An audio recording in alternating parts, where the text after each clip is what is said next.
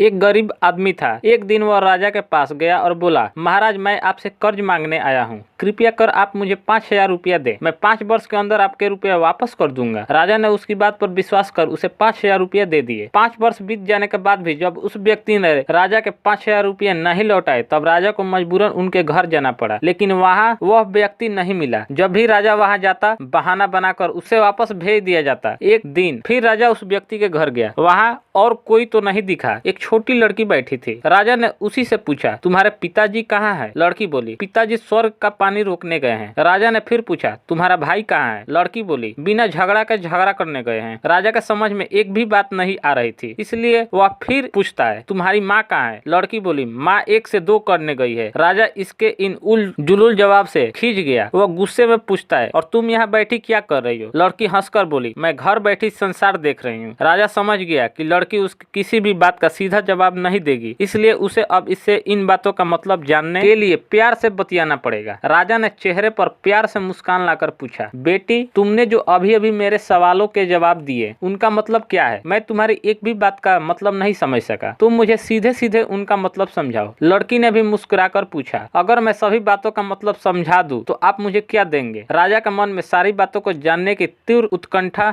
थी। वह बोला, जो मांगोगी वही दूंगा। तब लड़की बोली, आप मेरे पिताजी का सारा कर्ज माफ कर देंगे तो मैं आपको सारी बातों का अर्थ बता दूंगी। राजा ने कहा, ठीक है, मैं तुम्हारे पिताजी का सारा कर्ज माफ कर दूंगा, अब तो सारी बातों का अर्थ समझा दो। लड़की बोली, महाराज, आज मैं आपको सारी बातों का अर्थ नहीं समझा सकती, कृपया कर आप कल आए, कल मैं जरूर बता दूंगी। राजा अगले दिन फिर उस व्यक्ति के घर गया। आज वहाँ सभी लोग मौजूद थे, वह आदमी, उसकी पत्नी, बेटा और उसकी बेटी भी। राजा को देखते ही लड़की पूछी, महाराज, आपको अपना वचन याद है ना? राजा बोला, हाँ, मुझे याद है। तुम अगर सारी बातों का अर्थ बता दो तो मैं तुम्हारे पिताजी का सारा कर्ज माफ कर दूंगा। लड़की बोली, सबसे पहले मैंने यह कहा था कि पिताजी स्वर्ग का पानी रोकने गए हैं। इसका मतलब था कि वर्षा हो रही थी और हमारे घर की छत से पानी टपक रहा था। पिताजी पानी रोकने के लिए छत को छा रहे थे, यानी वर्षा का पानी आसमान से ही गिरता है और हम लोग तो यही मानते हैं कि आसमान में ही स्वर्ग है। बस पहली बात का अर्थ यही है। दूसरी बात मैंने कही थी कि भैया बिना झगड़ा के झगड़ा करने गए हैं। इसका मतलब था कि वे रेंगनी के कांटे को काटने गए थे। अगर कोई भी रेंगनी के कांटे को काटेगा तो उसके शरीर में जहां तहां कांटा गड़ ही जाएगा, यानी झगड़ा नहीं करने पर भी झगड़ा होगा और शरीर पर खरोंचे आएंगी। राजा उसकी बातों से सहमत हो गया। वह मन ही मन उसकी चतुराई की प्रशंसा करने लगा। उसने उत्सुकता के साथ पूछा, और तीसरी चौथी बात का मतलब बेटी? लड़की बोली, महाराज, तीसरी बात मैंने कही थी कि माँ 1 से 2 करने गई है। इसका मतलब था कि माँ अरहर दाल को पीसने यानी 1 का 2 करने गई है। अगर साबुत दाल को पीसा जाए तो 1 दाना का 2 भाग हो जाता है, यानी यही था 1 का 2 करना। रही चौथी बात, तो उस समय मैं भात बना रही थी और उसमें से 1 चावल निकाल कर देख रही थी कि भात पूरी तरह पका है कि नहीं। इसका मतलब है कि मैं 1 चावल देखकर ही जान जाती कि पूरा चावल पका है कि नहीं, अर्थात चावल के संसार को मैं घर बैठी देख रही थी। यह कहकर लड़की चुप हो गई। राजा सारी बातों का अर्थ जान चुका था। उसे लड़की की बुद्धिमानी भरी बातों ने आश्चर्य में डाल दिया था। फिर राजा ने कहा, बेटी, तुम तो बहुत चतुर हो, पर एक बात समझ में नहीं आई कि यह सारी बातें तो तुम मुझे कल भी बता सकती थी, फिर तुमने मुझे आज क्यों बुलाया? लड़की हंसकर बोली, मैं तो बता ही चुकी हूँ कि कल जब आप आए थे तो मैं भात बना रही थी। अगर मैं आपको अपनी बातों का मतलब समझाने लगती तो भात गीला हो जाता या जल जाता, तो माँ मुझे जरूर पीटती। फिर घर में कल कोई भी नहीं था। अगर मैं इनको बताती कि आपने कर्ज माफ कर दिया है तो ये मेरी बात का विश्वास नहीं करते। आज स्वयं आपके मुँह से सुनकर कि आपने कर्ज माफ कर दिया है, जहाँ इन्हें इनका विश्वास हो जाएगा वहीं खुशी भी होगी। राजा लड़की की बात सुनकर बहुत ही प्रसन्न हुआ। उसने अपने गले से मोतियों की माला निकाल उसे देते हुए कहा, यह लो अपनी चतुराई का पुरस्कार। तुम्हारे पिताजी का कर्ज तो मैं माफी कर चुका हूँ। अब तुम्हें या तुम्हारे घर वालों को मुझसे बहाना नहीं बनाना पड़ेगा। अब तुम लोग निश्चिंत होकर रहो। अगर फिर कभी किसी चीज की जरूरत हो तो बेझिझक होकर मुझसे कहना। इतना कहकर राजा लड़की को आशीर्वाद देकर चला गया। लड़की के परिवार वालों ने उसे खुशी से गले लगा लिया। थैंक यू दोस्तों। स्टोरी अच्छा लगा हो तो वीडियो को लाइक कीजिए, चैनल को सब्सक्राइब कीजिए। मिलते हैं अगले वीडियो में।